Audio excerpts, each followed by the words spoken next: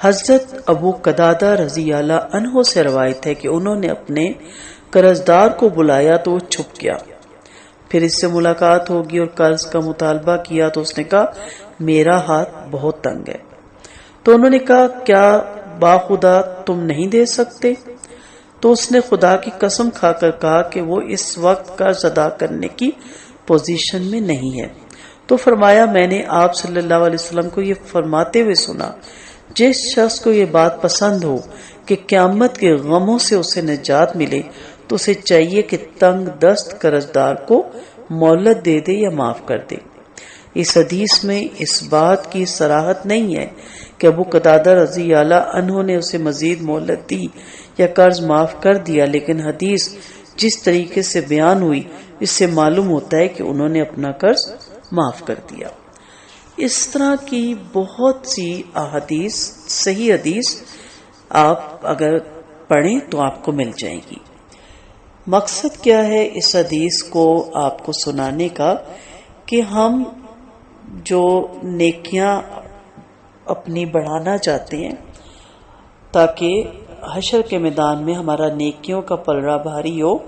تو ہمارے ذہن میں حقوق اللہ زیادہ آ جاتے ہیں کہ ہماری تسبیحات میں بہت بڑھوتی ہو، ہمارے اذکار میں، ہمارے نوافل میں، ہماری رات کی عبادت میں، ہماری صلاۃ و تسبیح میں، اور ماشاءاللہ اچھی بات ہے، اس سے انکار نہیں کیا جا سکتا۔ لیکن بعض جو آسان نیکیاں ہیں نا، وہ یہ بھی ہے کہ جو آپ کے جیسے کہ میں نے شروع کے لیکچرز میں کہا تھا کہ جس کے لیے آپ کو باوضو ہونا، صحت مند ہونا، قبلہ روح ہونا، یہ ضروری نہیں ہے۔ آپ کو جب جہاں جس جگہ چاہے آپ وہ نیکی کر سکتے ہیں۔ اس میں سے یہ بھی نیکی ہے کہ کہیں نہ کہیں تھوڑا بہت زندگی میں انسان کا لین دین چلتا ہے،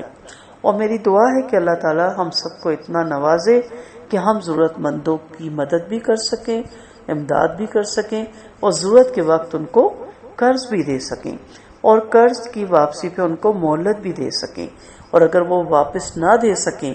تو ہم آدھا معاف کر سکیں، اور اگر اللہ نے ہمیں توفیق دی ہے اور اللہ وہ توفیق ضرور دے تو ہم پورا بھی معاف کر سکیں۔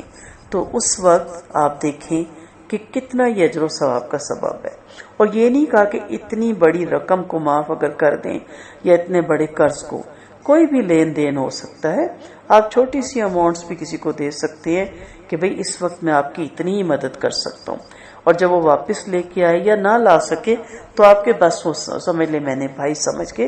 بہن سمجھ کے آپ کو دیا تھا۔ کیونکہ یہ بہت ہی خوبصورت حدیث ہے کہ جس شخص کو یہ بات پسند ہو کہ قیامت کے غموں سے اسے نجات ملے تو اسے چاہیے کہ تنگ دست قرضدار کو مہلت دے یا معاف کر دے۔ تو یہ آسان نیکی ہے، آسان طریقے سے ادا ہو سکتی ہے، اور اس کا اجر و ثواب اتنا زیادہ ہے۔ اللہ تعالی ہم سب کو یہ آسان نیکی کرنے کی توفیق عطا فرمائے،